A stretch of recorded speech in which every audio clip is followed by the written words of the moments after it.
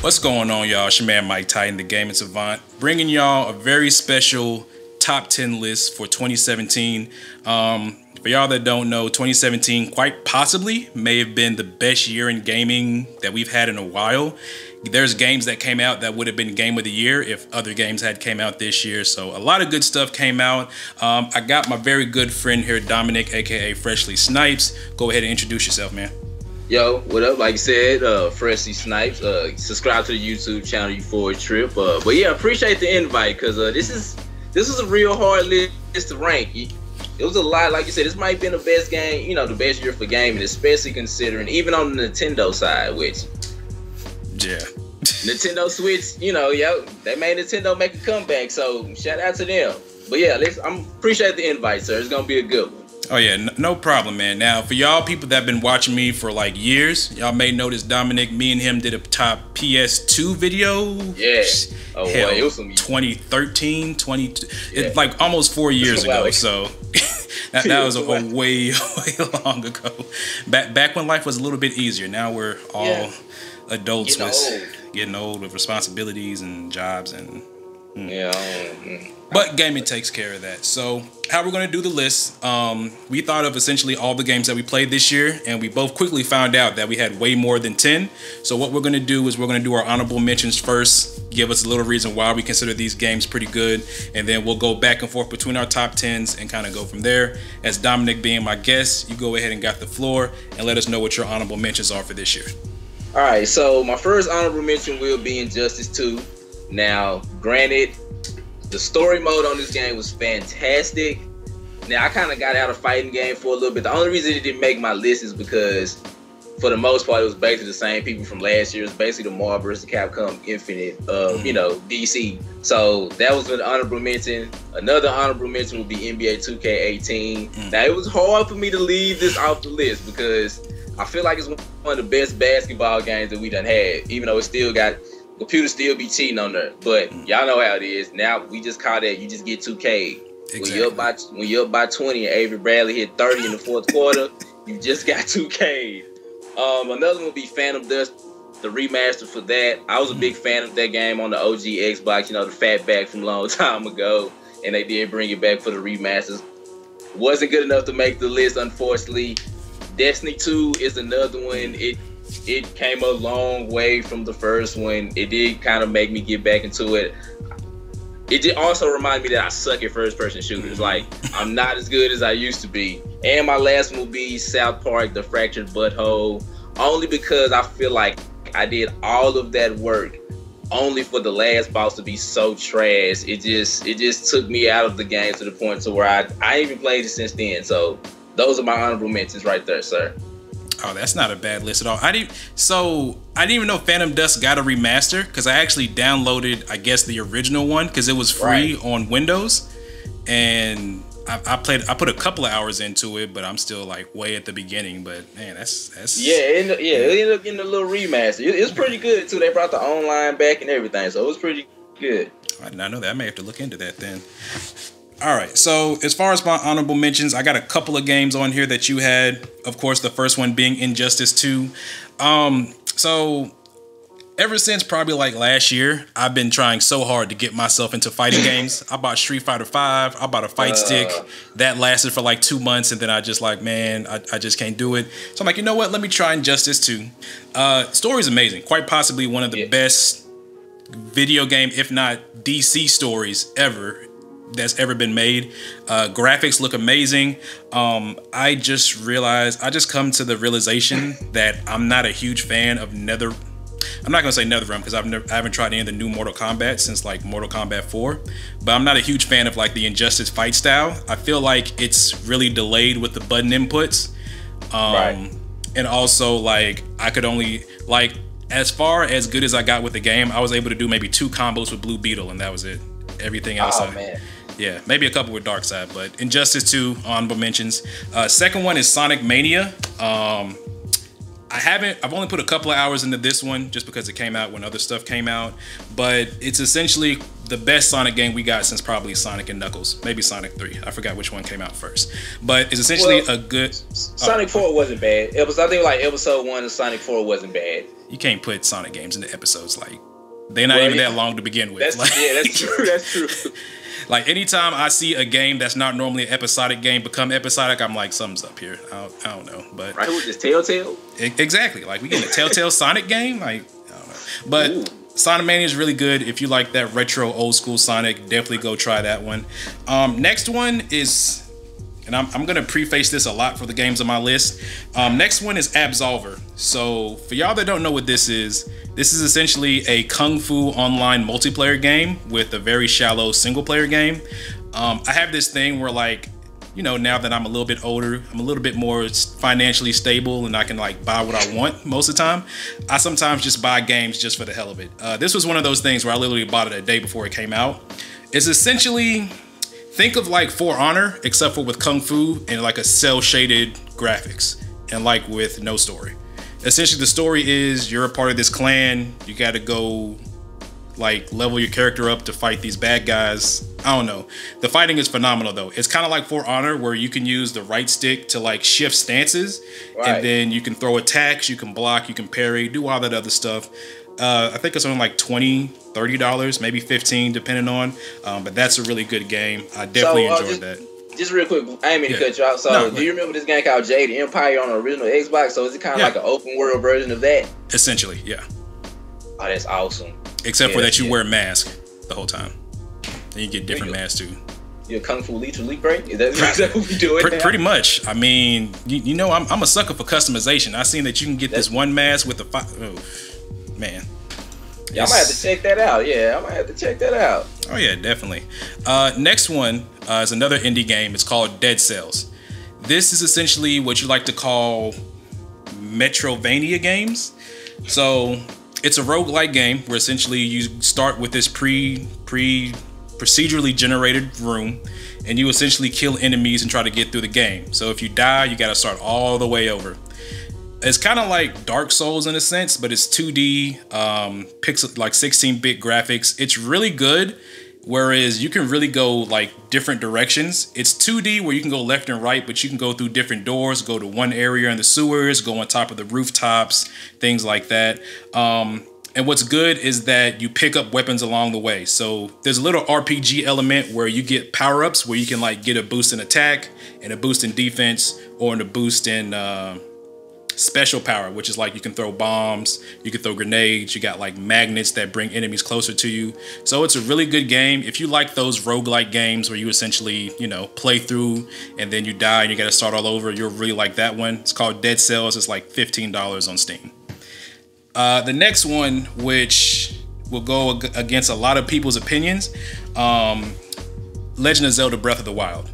So I bought this game on Wii U because I didn't have a Switch, but I still had a Wii U. I'm one of those few people that had a Wii U. It's good. It's a Zelda game. It didn't really blow my socks off. What happened was I bought that, Horizon, and Nier all around the same time they came out, and I played those other two games more than that one. It's a good game. I mean, it's just not for me. I've never really been a big Legend of Zelda fan. I've always liked the lore and the game and the, you know, characters. I just never really been into playing the games because you got to do a lot of backtracking. You got to go do this, do that, and it's just like, I'm just give me some straightforward RPG-ness. So, Legend of Zelda Breath of the Wild, very good game, just not my cup of tea. So maybe honorable mentions. Might get some backlash for that one. I probably will. I can see the comments coming now. Next one, this one just recently came out a couple months ago, and it's only on my honorable mentions list because I literally just bought it 5 days ago. Divinity Original Sin 2. So this is essentially Dungeons and Dragons in RPG mode. So essentially, you can create your own character. This game has so many options for just the character creation that I've watched so many videos on how to do builds. There's like 6 different races. You got 6 characters that have all their own original story you can choose, or you can make a custom character and like make their own story. You get different, there's like freaking warrior class, mage class, battle mage, which is magic and weapons, assassin with magic. The amount of options is staggering, and essentially you can do anything. If you want to go around and literally kill everybody that you talk to, you can do that. If you want to go around and steal from everybody, you can do that. This game literally has no limits whatsoever.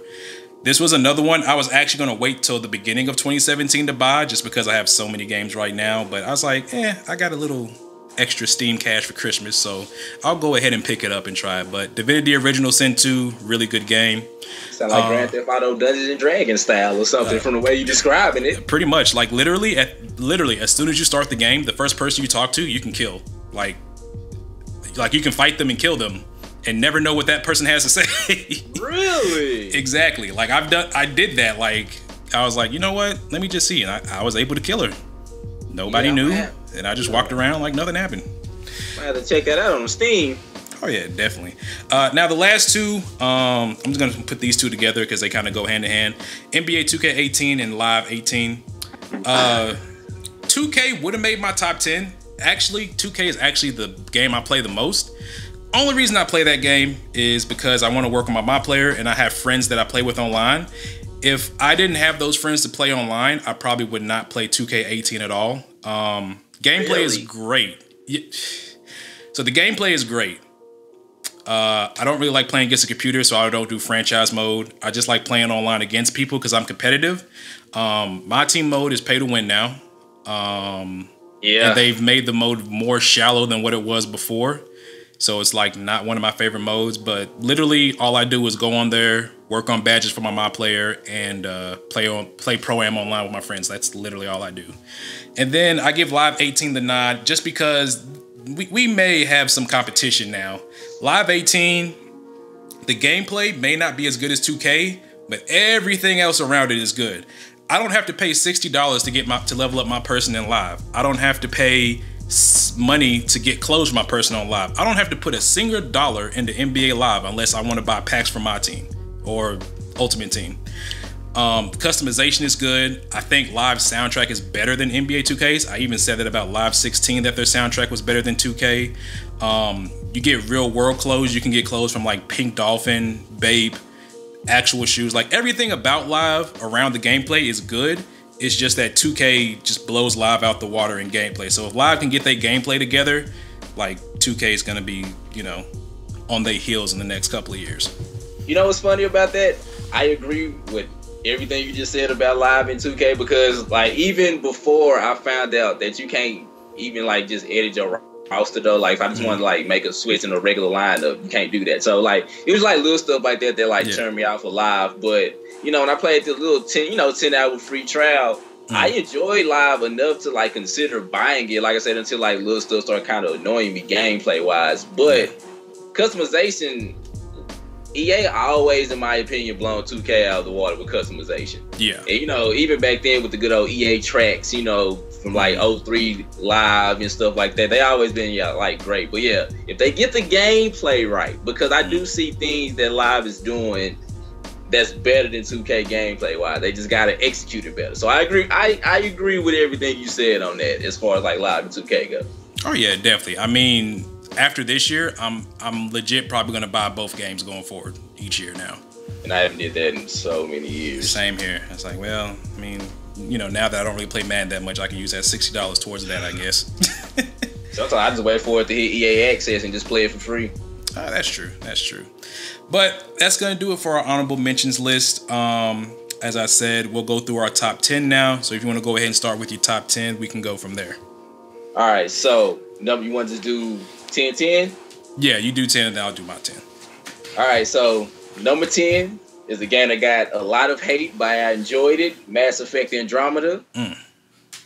Now, I understand, the backlash that it got. It was kind of patchy and it wasn't as great as the last ones. But, once it was basically like The Witcher 3. You remember when The Witcher 3 first came out? It took a bunch of patches for it to be what it is now. That's basically what Mass Effect Andromeda was. Now, I will say, I didn't really like the story as much. But, I mean, you probably see me online, like, playing the first Mass Effect. Like I'm going back playing all of them again. But number 10 is Mass Effect Andromeda. I still enjoy a Mass Effect game, and the only reason why I'm giving BioWare a pass is because they make an Anthem. So that's the only reason why you get a pass for like this and Mass Effect. Number 9 WWE 2K18. Look, everybody knows, I'm a big fan of wrestling games, and I do think this is probably the best wrestling game that we've had since No Mercy, in my opinion. Only because now my career is still kind of hit or miss. They let you go around. They basically added stuff they did back in like WWE, like Here Comes the Pain. Okay. You know what I'm saying? And trying to make it seem like it's a new feature, but y'all was doing that back in the day. But they haven't really executed into that fashion. But that's probably like one of the only games that I still play online. Like I don't really like play a lot of games online, but me and my boys will I'll link up and play 2K18 online. So that's number 9. Number 8 was a game that I had a lot of trouble not putting higher, but the Parappa the Rapper remaster. And yes, I enjoyed it enough to put it in my top 10. Now you know how much I love Parappa the Rapper. I totally forgot that came out this year. Yeah, and I had to make sure it didn't come out last year. But yes, it came out this year. I still enjoyed myself, even the driving stage and the stage where you was rapping yourself to not, take a dump on yourself. So number 8 is Parappa the Rapper remaster. Number 7 was a game you had in your honorable mentions, but number 7 was Sonic Mania. Basically, just kind of piggyback off everything that you said. It was the best Sonic game that we've had since Sonic Adventure 2 for me, because I really enjoyed Sonic Adventure 2. I know. Go ahead. Side note on that. So, my stream coaxed me into buying a shit ton of Sonic games when they went on sale. And we played Sonic Adventure 2, and I'm like almost done. I hate that game. Made me hate Tails so goddamn much, bruh. I hate that stage where you got to do his little machine and you on the freeway. Yeah, I hate that stage so much. Literally, I rage quit that stage and haven't played it since. But I feel you on that. That one and was it Rouge the Bat? Like when you have to find the Chaos Emeralds. I hated them stages where you had to fly around and find the Chaos Emeralds. Exactly.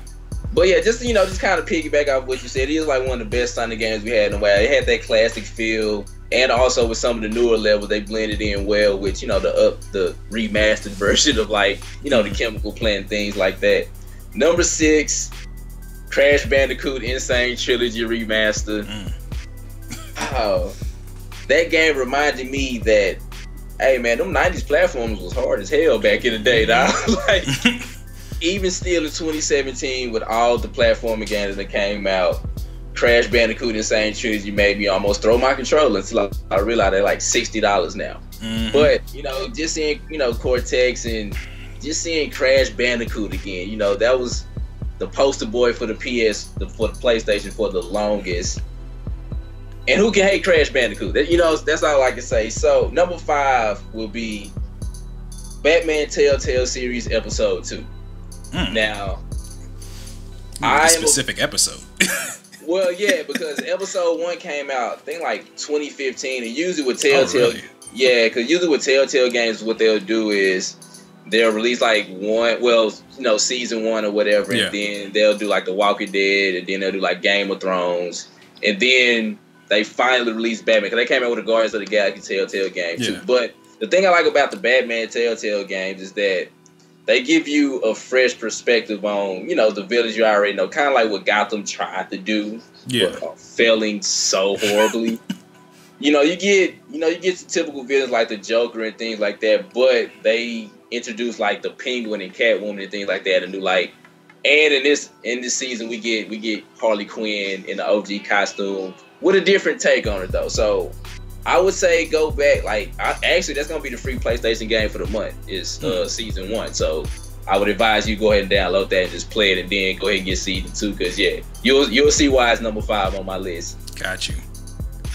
Number 4 is Nier, made by the greatness of Platinum Games, who as we all know, made Bayonetta and the very underrated, in my opinion, Metal Gear Solid Rising. Now, I spent a lot of time and hours on this game, and to me, I feel like this is like the best story that Hideo Kojima never made. If you know what I'm saying, because Hideo always making this crazy stuff. Look at Death Stranding, but it feels like one of them stories to where like it's so many twists and turns. And the boss fights, even in like the old, I think the first was on 360 if I'm not mistaken. Even back then, it was a pretty good game. But I'm a fan of like, you know, Japanese RPGs and things like that. So it kind of like blends in all the crazy action and villains and things like that. So number 4 is Nier. Okay, this is where things get difficult. But number 3 is the game that me and you discussed a lot. Persona 5. It's my number 3 game. Like, I've always been a big fan of the Persona series, and I just feel like everything that you can do in this game, I think the total tally was like 160 something hours. Ooh, shit. Yeah, that's how much I enjoyed this game. I mean, I know you said you put in a lot of time because I know we done talked about it, but just the art style and everything that you can do. You know, 1 minute you in class, and then, you know, the next minute you be, you know, killing demons and things like that, or, you know, the fact that you just got like a regular job. It kind of made me feel like how Shenmue was, you know, with all the different things you can do on Shenmue. So number 3 is Persona 5. Number 2 is a game that I still haven't finished yet, but that's only because it just came out not too long ago. But Assassin's Creed Origins is my number 2 game. Now look, this is one of them games that benefited for taking like a year or 2 off. Because Assassin's Creed was just chunking out like different, like 2 or 3 games like almost every year. So it's basically the same Assassin's Creed, you know, open world thing, but you in Egypt this time. I didn't think they could find a way to make Egypt interesting. And especially when it comes to killing. You know what I'm saying? But everything that you can do in Assassin's Creed was great. The story mode so far is fantastic. Like I said, I haven't finished it, so as long as we don't get one of them Desmond Apple situations like we did on the OG Assassin's Creed, I'll be fine with that. So Assassin's Creed Origins is my number 2 game. And my number 1 is Resident Evil 7. Now, you probably gonna judge me, but it was one point before I even got just real knee deep into the game. Before I went into the house, I was just standing outside the door for about 10 minutes. Like, damn, I really don't want to go in here because I kind of know it's gonna get real as soon as the door closes and I go in here. But when I first saw the fact that we having a Resident Evil game in first person, I didn't think it was gonna work. I'm pretty sure a lot of people were just like, all right, we're gonna have another one of Resident Evil 5 situations. But it kind of made you feel like the OG Resident Evil, like Resident Evil 1 when we first went to the mansion for the first time. Now, first of all, shout out to all the Bates. Them some crazy MFers, you know. I don't want to, you know, curse, you know, anything like that. But the Bates family made me feel like I was on some Texas Chainsaw Massacre type situations. And then, but if you like, all right, now, just be honest. After a while, especially when my hand got chopped off, I would have been like, you know what? She's not worth it. I need to find a way. I'll just and go home because I went through too much. And then after, look, I don't know if you're gonna do spoilers or anything like that, but all of that game came out in January. You good? I've seen the ending of it. You good? Yeah, I went through all of that just for. Yeah, but it was a great game. Like I said, it made me, and I did play the recent DLC. You know, Chris got his DLC out now, so it's a little bit more action packed, but it still has that Resident Evil feel to it. So, yeah, my number 1 is Resident Evil 7. That's my top 10 phase of 2017. Yeah, I'm not gonna lie, that's a damn good list. I'm not gonna lie to you. I was too scared to play Resident Evil 7. I watched a playthrough of it. I'm not gonna lie. I'm not a huge fan of scary things. Right. It was so bad. My brother coaxed me into getting the original Resident Evil on GameCube for my birthday when I turned 13 because we were at Best Buy. Graphics? Oh, yeah. Man. I played that game for 5 minutes and gave it to his best friend. I was like, nope. He just happened to be over there. He's like, oh, you mind if I play it? Hey, you can have this. I don't care. I'm not playing it. So what was the part when, you know, when you first saw the zombie turn his head in slow motion? Oh yeah! After everybody breaks up, I played as Jill. I went to that first room and it showed the zombie coming out. I was like, nope, not at all. I'm good. But yeah, I would say that probably about I got maybe 3 or 4 on your list, just in different order. Right. But my number 10 is actually one that you mentioned on your honorable mention. It is South Park: The Fractured Butthole. I love the first South Park game. The Stick of Truth. For y'all that don't know, I love RPGs, everything about them. I love the Stick of Truth. I kind of see why this game is different because it's not made by Obsidian anymore. Because if you don't know, Obsidian makes damn good RPGs. Yeah, and whenever they have sequels in that series that's not made by Obsidian, you can really tell the difference. I kind of have the same gripes with this game that you do. Like the ending, the ending is so. The ending, I'm not gonna spoil it because it came out a couple months ago. But for y'all that played the ending, and for y'all that I actually live streamed the ending, and they could see my reaction to it. The ending felt rushed. It didn't make no sense. I didn't really feel like the quote unquote main villain made sense. I guess because I've never watched that episode of South Park where they had him, but like the first game, you fighting against the government. You got a reason to like fight them. Like exactly. This game, you honestly really don't know who you're fighting against till like the last 3 missions. I will say though, there's this one part where you get to fight with Santa Claus, and that's probably one of the best parts in the game. Yes, I will say that. Yeah, I just know you and Santa get to beat some ass, and it's all that. But overall, it's a good game. I'll probably put like maybe 23 hours for me to beat it. I'm probably never gonna play it again, but you know, once you beat it once, yeah, you good. You no need to go back and play it. So my number 9 game is a game called A Hat in Time. This is a indie game. It's kind of like a old school Rare platformer game. You essentially play this girl. Somehow you have this spaceship. You're flying back home. Somehow, and don't ask me how this happened, you fly by this mafia planet. A member of the mafia comes to your ship in space, no helmet, knocks on your door, and he's like, hey, you passing through mafia territory, you gotta pay a toll. Of course, my character slams the door in his face, he punches the glass, and essentially all my fuel, which is like these little hourglasses, gets spread onto their planet. So you spend the whole game getting your time hourglasses back. You get a hat in time, so you get different hats that give you different power. One gives you sprint. One gives you the ability to locate stuff. I'm still only a couple of hours in, but this is just like a nice, easy game where you don't feel like killing monsters or having to deal with too much. You can just go around, have fun. Think of it kind of like Banjo-Kazooie, just with the girl who has a spaceship and a hat. And for some reason, there's this other girl who looks like Little Red Riding Hood with the blonde mustache. Don't know what the hell's going on there.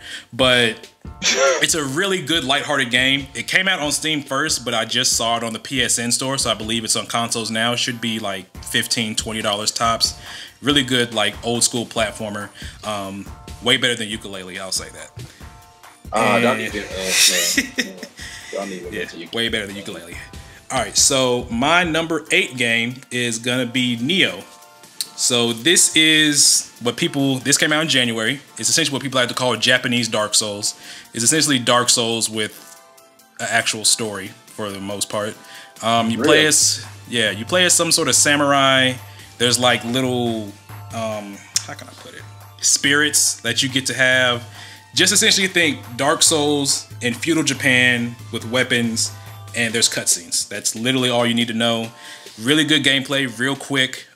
There's like there's this thing, I forget what it's called, time pulse, where you can like attack and then you can like tap the R1 button and then it like puts you in a different stance. Kind of like active reload in Gears of War. Think of it like that. Okay. But this is a really good game. It just unfortunately came out in January when all the other games came out in February. So yeah, the first 3 to 4 months of this year was just heavy loaded with stuff that I'm still trying to finish from now. But that's my number 8, Nioh. I believe it is a PS4 exclusive, but I think it's on PC now, so you kind of got both options to play it there. My number 7 game, as I stated before, and for y'all that's watched my channel before, y'all know I love me some JRPGs. Tales of Beseria is my number 7 game. This is the second Tales game I played. The first one I played, which I just randomly bought back in 2013, was Tales of Vesperia. Probably my favorite RPG until we get to the number 1 game in this list. But probably my favorite RPG I've ever played. I played Tales of Zestiria. That was alright. Story was meh, but I really liked the combat. This game is dark. So in most Tales games, you have the typical JRPG tropes. You have the main character who's like this goody-goody two-shoes, real oblivious to everything else. You got the princess who's going to be your love interest, and then you got all the support characters. This game takes that and flips it on its head. You play a girl who grew up with this dude who dated your sister. He killed your sister, sacrificed your brother to this blood god, and now somehow you're a demon with like a demon arm and you're trying to kill him. And you just join up with other people randomly. Like you got this samurai who has his disease, so like the whole left side of his face looks like charcoal, but he has a red eye. So like he wears his hair down to hide it. I actually just found out his face looked like that the other day when I was messing with the hairstyles.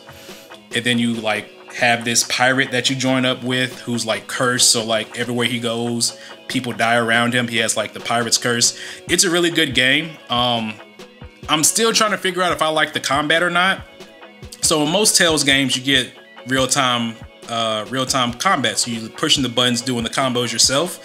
In this game you have this thing called a soul gauge, so you essentially get like 5 stars. You start off with 3, and you essentially can only do attacks as many stars as you have. So if once you run out of stars, you got to wait for them to replenish.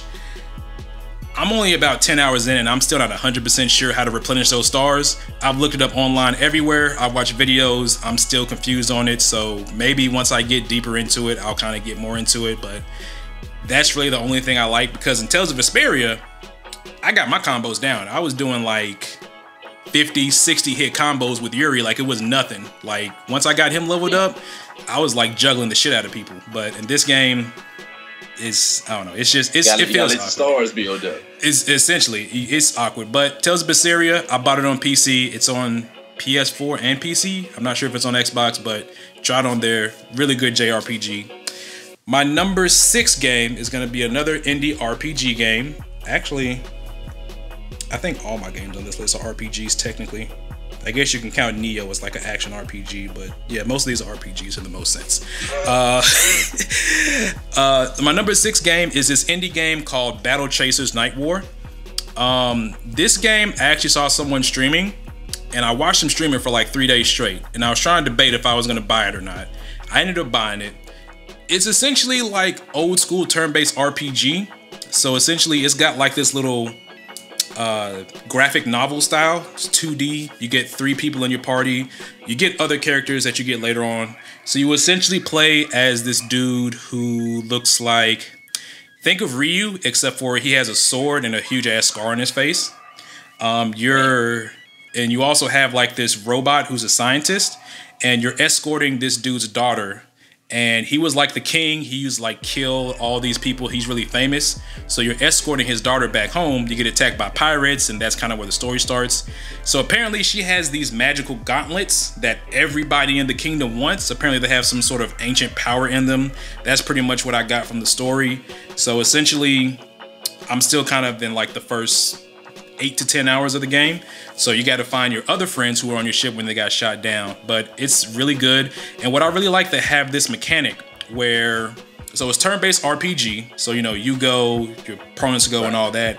But they have this mechanic, and I forget the name of it. I think it's called like the boost mechanic, where as you take damage and you deal damage, you have this little meter that builds. And once it builds up enough, you can use it instead of using your mana. So in this game, your mana and health do not replenish after battles. You got to do it yourself. So if you have 90 mana and you use 10 after the battle, it stays at 80 into the next battle. But the thing about it, you get your boost gauge. So let's say you build up 15 mana. Instead of using your actual mana, you can use that.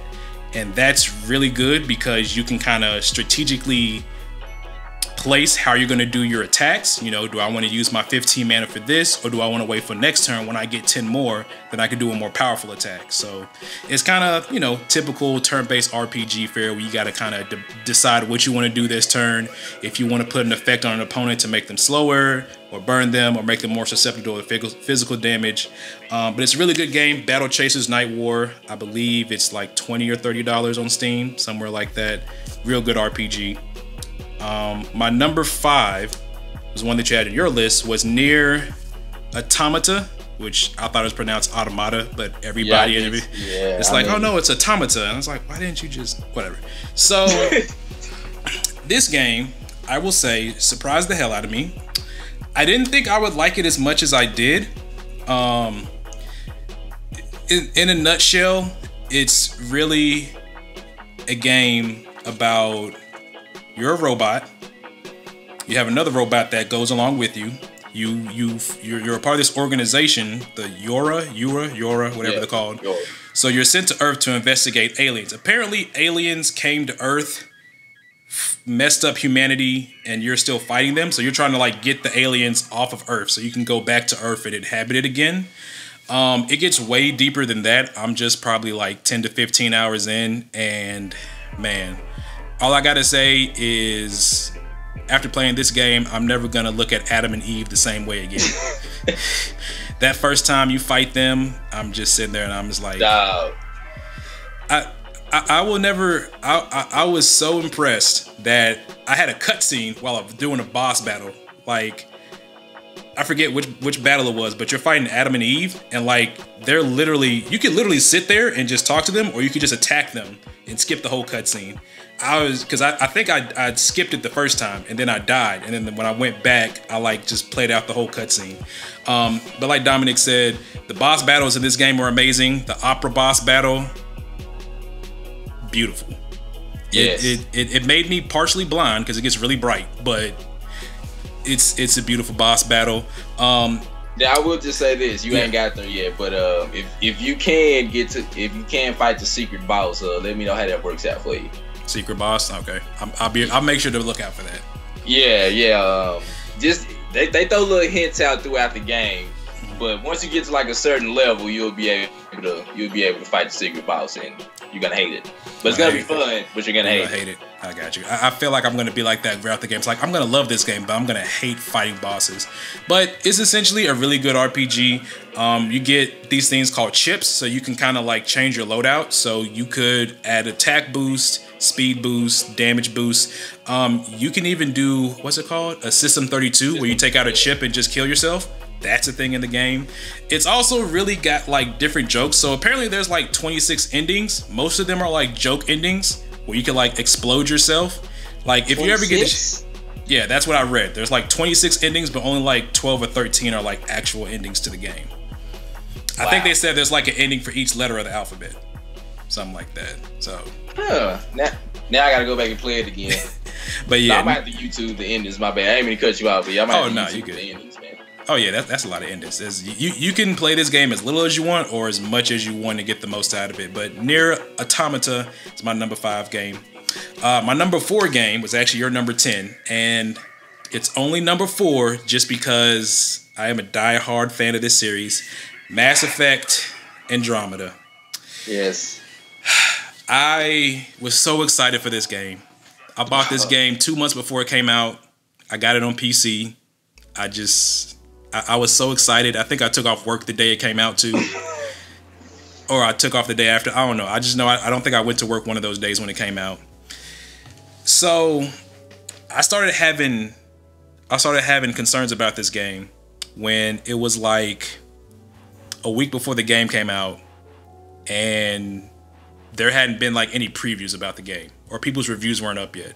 Usually with big games like this, you'll get the reviews out like a day or two. The reviews for this game didn't come out to the day of. So I have a lot of the same gripes you do. The animations, I look past that. You know, people just like, in most of the case, people would just kind of, I think just because it's Mass Effect and people are expecting the highest quality, right? When, you know, you started having the animation issues, the uncanny valleys of the faces, like they just found stuff to find wrong with the game. In all honesty, it's a good game. It's not the best game. It's probably the worst Mass Effect game, but that doesn't mean it's a bad game. Story-wise, I'm about 50 hours in. I think I'm like on the 2nd or 3rd planet. I'm still debating how I feel about the Ryder family. It just seems so. Yeah, I don't know. It's like, and I know, you know, you making your points right now. I just when I talk about Mass Effect games,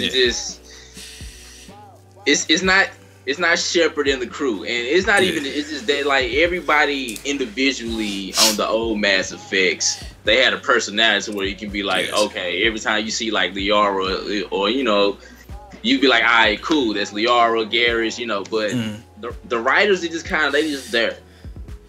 Exactly. And then, in all honesty, the only character that I've like grown to actually like so far is PB. And that's just because she's like kind of the most outgoing person. Cora is cool, but she's kind of a low-key racist. I forgot the black dude's name. That's how much I haven't played the game recently. I want to say Lionel. It's not. Wow. No, I don't think it's that. I forget. Black, but Childish Gambino. They made him so much. Liam. That's what it was. Liam, okay, yeah. Liam. I'm still calling him Childish Gambino. Because I thought that was him at first. I swear I did. I did same. I was like, oh y'all got Donald Glover. No, it's not him. Okay. He's all right, but I don't know. It's just like the game is good. The combat is amazing. I love the combat. I've respect my character so many times, it's not even funny. Just try to find the best combination. I think I'm like half biotic, half tech with like a couple of points in the gun. So I throw fire at people and then I throw a force throw and then just go to work. But you will love when you get the power to be able to like summon one of the remnants for yourself. I didn't mean to like spoil nothing for you, but you'll be able to like, you know, summon one of them for yourself. Yeah, I've seen that. That looks pretty OP. But just overall, the game is good. I think they messed up when they made it open world. I don't think you need to be open world. I like the concept of like, all right, we're going to this new frontier. We're essentially leaving before the Reapers come to cultivate life in a new galaxy. They just I don't know. They dropped the ball on this one. I will eventually finish it. I don't know when, but I'm gonna finish it, and then I'm probably gonna go back and play Mass Effect 2 to make myself feel better after finishing it.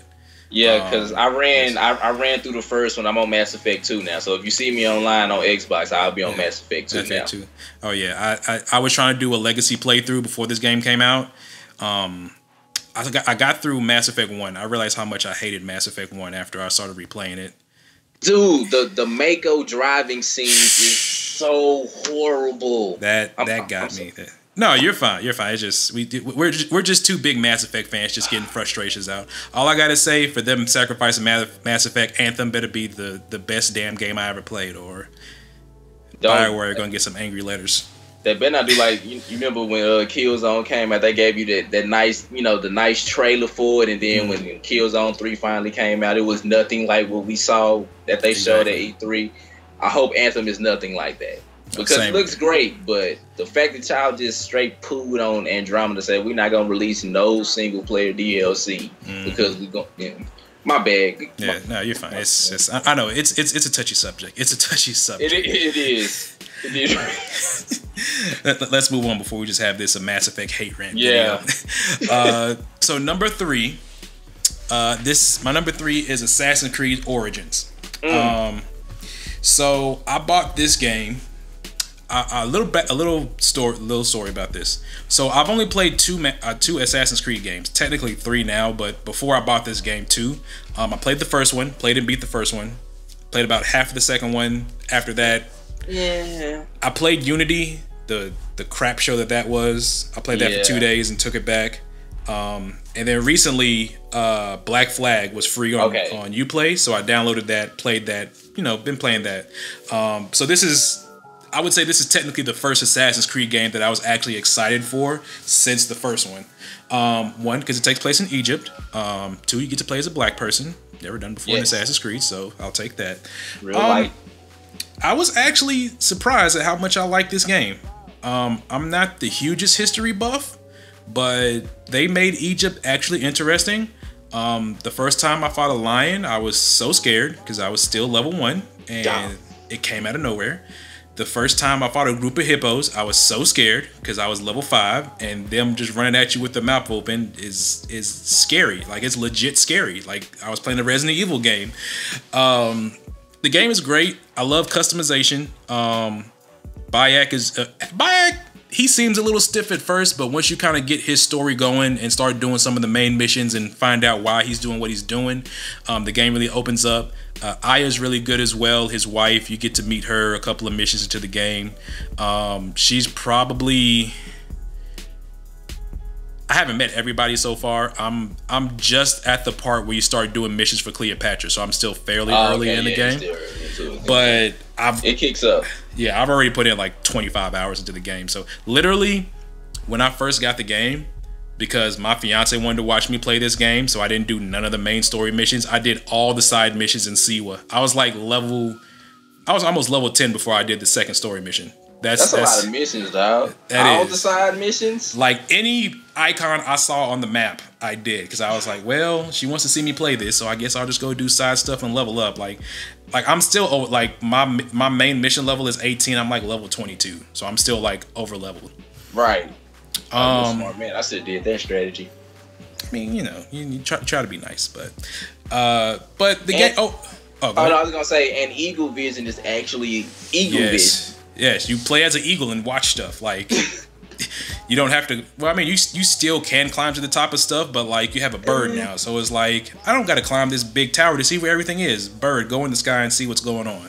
It's like when they gave you like superpowers in Saints Row 4, and then you didn't need cars anymore. Steal cars and drive. Yeah. Yeah, it's like no, I'll just hope jump my way through this level. Oh man, that was so good times. Oh yeah, good times. But yeah, overall, I enjoy the game. If one thing I would have to say, I kind of have a gripe with, I guess it's kind of the weapon system. Essentially, once you find a really good weapon, there's really no need to use any other weapon in the game. Like for instance, right now, I got this level 20 sword. It's like a gold tier sword, so I guess that's like the highest tier. Yeah. It does 51 damage. I have all 4 bars of critical damage, and I have 2 bars of bleeding. So like literally, almost every other time I hit somebody, I get a critical hit, and they have bleeding. So like I've killed guys almost twice my level, so easy. Maybe like 10 levels higher than me. So that's why you've been going out there attacking lions and birds, because you got this sword. Oh yeah, I mean I got this spear that has full critical damage and full critical chance. So send me the name of that, because I might need to. Yeah, I might need to get that. Yeah, I got you. I'll send you a screenshot when I get done, because I was actually playing before we started recording. Of course you were. Yeah, definitely. But overall, Assassin's Creed, probably my favorite Assassin's Creed game in the series. I kind of have to go back and see how I feel about one, but I definitely do enjoy this one. Now, my top 2 games. It was really, really, really hard to decide between these 2 games. These are probably the games that I enjoyed the most, like as far as single player games this year. I'll go ahead and say both of these are PS4 exclusives. That's essentially where I've been playing most of my games besides PC. I'll tell y'all why I picked number 1 in a second. Number 2 for me is Horizon Zero Dawn. So here's why this game was special to me. As I said before, as I've gotten older, I kind of just buy games on a whim. This was one of those games. I seen this game at E3. I was like, it looks okay. About a week before this game came out, they dropped some sort of trailer. I looked at it. I watched it. I looked at my bank account. Like, you know what? I'm going to go ahead and buy this. I don't need to see nothing else. I don't, like, when I buy games like this, I don't like to know nothing about the story. Right. I just want to go in blind and just see what it is. This game surprised me so much. I was not expecting to like this game as much as I did. You essentially play as Aloy. She's an outcast, which for reasons you'll learn why she's an outcast as you play the story. Essentially, the tribe that she's with doesn't want her in there, and then she has to go into like the rest of the world where, you know, they're like, oh, you're from this one tribe, and he's like, well, this tribe doesn't want me, but I still got to help them because of reasons that I'm not going to spoil. The gameplay is so great. I've never played a Monster Hunter game, but I would imagine this is what it feels like fighting a behemoth in Monster Hunter, because you're taking down machines like 10 times your size with a bow and arrow, a rail gun, bombs, like tripwires. Like the amount of creativity you can use in fighting monsters in this game is so amazing and so fulfilling and so nerve-wracking when you got to reload bows during mid-battle and you have a T-Rex charging at you. I kid you not. I did a thing. I kind of do this in all games where like I'll over-level my character. Right. So by the time I got to like the last couple of missions, you really only got to be like level 25 for like the last couple missions. I was at level 36. I will say though, and this isn't really a gripe, this is just kind of something I noticed. There's this one part in the game, it's like the third mission before the last mission, where you got to go through this valley, and this valley has literally almost every monster in the game in it. And the little marker where it tells you where to go isn't really specific on telling you where to go, because there's this mountain you got to get by and you can't just climb up it. So I'm trying to find my way around this mountain. Meanwhile, I got stormbirds, jaguars, a deer, T-Rex is chasing me and shooting at me. So you just see me dodging ice pellets, dodging claw swipes, trying to find my way around this mountain. That annoyed me, but overall the game is amazing. Aloy is such a great character. The characters in this game are so great. The Sun God, who looks like a Mexican version of Mikey Rocks from Cool Kids, is I kid you not, go look up, not the Sun God, I forget his name, the dude who's the ruler in the Sun Kingdom. Go look him up. Tell me he doesn't look like Mikey Rocks from the Cool Kids, like a Mexican version of him. All the people that you meet, the voice acting in this game is great. Even the side missions have voice acting. Like one of the first side missions I do, where I have to find this daughter and father's spear that was their mother's, like it was fully voice acted. It did the cutscene thing and everything, and you later see them in the game and they thank you for finding the spear. So it's nice stuff like that. Overall, the game is amazing. This is actually the first game that I actually bought story DLC for. Really?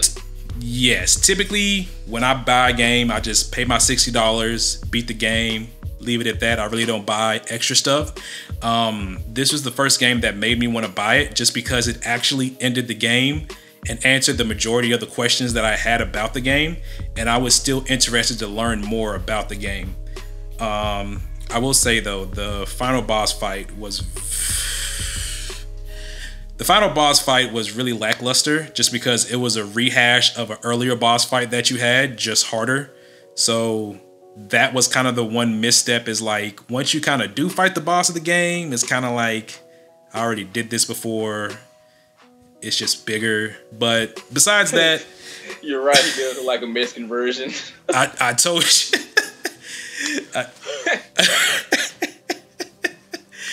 I forget what his name is, but like every time I talked to him, I was like, "You look like Mikey Rocks from the Cool Kids." Like I just kept saying that to myself. I was like, Wow. Did they voice cast you for this game? But anyway, Horizon Zero Dawn, it's on a lot of people's top 10 lists, top game of the years, and deservedly so.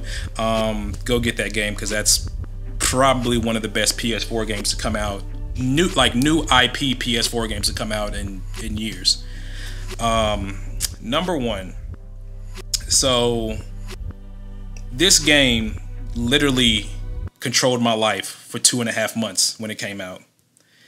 The reason, so I didn't beat Horizon until July, and the reason is because this game came out, and I started playing this and kind of put Horizon aside. Persona 5. So, as y'all know, I love me some JRPGs. This was another game that I wasn't even gonna buy. I honestly have never heard of the Persona games before I bought this game. So one of my friends, the dude who does my intro, Sonic AI, I was streaming one day. He was like, "Hey, I'm gonna be buying this game called Persona 5. I know you like JRPGs. You should check it out. It's a really good game." I'm like, "All right, I'll check it out." Cut off the stream, pulled up some videos of the game. I was like, "All right, say no more." Bought the game. Waited for it to come out. I was so excited to play this game. I ordered this game off of Amazon, so they did the same day delivery. So I was off work that day. From like 7 a.m. to noon, I woke up every hour checking my front door to see if the game came. Because this was at my old apartment, so I didn't want to like miss it, because sometimes the UPS dude will like just leave the package on the door. Right. And I don't really like that. So like, I kid you not, I 7 a.m. to noon, I woke up every hour, like my package here, check the phone app, my package here. So I finally got here, put it in and downloaded it. This game consumed my life from April to mid-May. That sounds about right. Now, this game is super long. It's a long game, and I'll tell you how many hours I put in a second. But the story, the characters, the premise, the music, the style, like if games were rated on swag, this game would have like a million swag rating. Most definitely. Like, I had never played any Persona games before. This just made me wanna, like, I wanted to actually know what happened. And usually with most JRPGs, like, I like the stories of them, but most of them I'm just kind of like, okay, whatever. This one, and even as like bright and vivid and fun looking this game is, this game goes over some dark stuff, like real dark stuff. It's essentially one of those things, you play as teenagers in high school. Essentially, the majority of the adults in the game are evil bad people, with except like the 2 or 3 that help you. And you essentially play as these people called the Phantom Thieves. They essentially get this power to go, how can I explain this? Essentially, you get this power to go into people's palaces, which is their mental projection of what they think of a certain place, and you have to change their heart to make them from a bad person to a good person. So, prime example, the first dungeon or the first boss of the game. This game made me hate this dude so much. Like, essentially, is this dude named Kamoshida. He's a gym teacher at the school. He's doing some crazy stuff. He was like this Olympic volleyball player, so everybody at the school worships him. Essentially, he's torturing the volleyball team, like, you know, working them unnecessarily. He even hints at having his way with one of the volleyball team girls who actually tries to kill herself. That's like, this is within the first 10 hours of the game. This is like one of like 8 or 9 bosses that you fight in this game. So like when I finally got the opportunity to fight this dude, I was like, yo, let's beat this dude's ass. I hate this dude so much. Like, I love games that make me hate the villain, because it makes me just want to like play it more. Kill him, even so you can level up and kill him. Exactly. I kid you not. When I was doing his boss fight, I was talking so much noise to him while I was fighting him. I was just yelling and everything. I'm not gonna lie, I died a couple of times because I didn't know what I was doing at that point. But it's just stuff like that in the video game that like takes you over and just makes you feel some sort of way about the game. And like I said, I played this for 2.5 months straight every day. But overall, the game is good. It's kind of got like a Pokemon theme where like so your character has the ability to get multiple personas. The other people on your team, they just have one persona. One dude's lightning, one girl is toxic, one girl is fire, yada yada yada. You can like do all the elements. So you can get a fire one, combat one, ice one. You can mix and match. You can like create new ones, things like that. Essentially, in just to not get really spoilery, it's really a game about society and how people don't think for themselves for the most part. Because in the vaguest terms that I can possibly put, the actual main villain of the game is a metaphor for people in the real world. If you've played the game, you'll know what I'm talking about. If you haven't played the game and you plan on playing the game, after about 100 hours, you'll figure out what I'm talking about. Literally. So here's how my time with Persona 5 ended. Mind you, I told you, I play this every day from April 4th till about mid-May, end of May. I was 120 hours in. So I was like, man, I've been playing this game for a long time. Let me check a guide to see like how close I am to the end. I was halfway through the 3rd to last dungeon. After I seen that, I was like, man, I'm burnt out on this game. I want to keep playing this game, but there's so much other stuff to play. And it just feels like it's not going to end. So I sold the game and I watched the ending from that point on YouTube. Yeah, you should have stuck with it, bruh. Oh, don't worry. I'm going to rebuy the game. next, my first paycheck in January, I'm rebuying the game. Like, I think I should have just took a break, but it's so good that like I know what the ending is, yet I still want to rebuy it and finish it for myself. That's how good that game is. So Persona 5 is my #1 game of the year. I'm even like looking now into buying Persona 4 because I've done a lot of research. Like when I play new games like this, I do a lot of research to see what other people say about it, and people say that like Persona 4 is like the best in the series, even with Persona 5. So that'll probably be another purchase for me because I still got my PS3, so I can buy it on there. But that's my number one, Persona 5, the game that I love so much and will probably play until I'm 40. Literally, that'll probably be the time I beat it, when I'm 40. Yeah, literally. But I guess that was all of our list. I mean, this is a lot of games that came out. Like, if this was any other year, our list would probably be half of this. Yeah, like, seriously though, because, and like I said, even when I was thinking about some of the games, I had to make sure that some of them wasn't this year. Like, a few of them came out last year, I was like Final Fantasy 15, but it came out last year. But I played it so much this year to where I was like, oh damn, so yeah, it was a lot. But 2018, I know one game I'm looking forward to for sure. Hopefully it comes out, knock on wood, somewhere. But Red Dead Redemption has a June release date, so I'm keeping my fingers crossed. Yeah, that's why I said I'm keeping my fingers crossed, which means it won't come out like October. In all honesty, the only thing I can think of off the top of my head that I'm looking forward to in 2018 is Ni no Kuni 2. Also, the new Dragon Ball Z game that comes out in January. Right, Dragon Ball Z Fighters. That comes out in February. I gotta buy that too. And no, I think it's January because the beta will be public on, I think they say either the 14th or the 19th. So they will have an open beta for the Dragon Ball. Yeah. I thought it was coming out in February. What's coming out in February? There was something coming out in February that I was really excited for. I can't think of it now, but it's fine. It is because it was around my birthday, so I knew I was gonna like get that for myself. But now I can't. It'll probably come to me later on when I ain't thinking about it no more. Okay, I got you. But yeah, so that's essentially our list for the top 10 this year. Go ahead and leave us some comments down below. Let us know what your top 10 games were, or some games that you enjoyed this year. Dominic, you got any closing statements where the people can find you? Anything you want to plug? Oh, well, yes. You can find me on Twitter at FreshlySnipes21. The same thing for the Xbox Live and PSN. Thankfully, you can subscribe to the YouTube channel, Euphoric Trip. Me and my boy Anton, reaction videos, movies, video games, trailers, and things like that. And to you, sir, once again, appreciate the invitation. It's been like 4 years, so hopefully we don't make it another 4 years until we do the next video. Oh no, not at all. I got to have more people on here because people get tired of me just talking all the time. I don't know. I guess I just got a Morgan Freeman voice where I put people to sleep, so I gotta have somebody else to interact. It's like, oh, someone else is here. All right, cool. What are they saying? But yeah, definitely. I'll make sure to put all his information down below so y'all can go check him out. Appreciate everybody for watching. Please make sure to like, comment, and subscribe. And I will see y'all next video. Peace.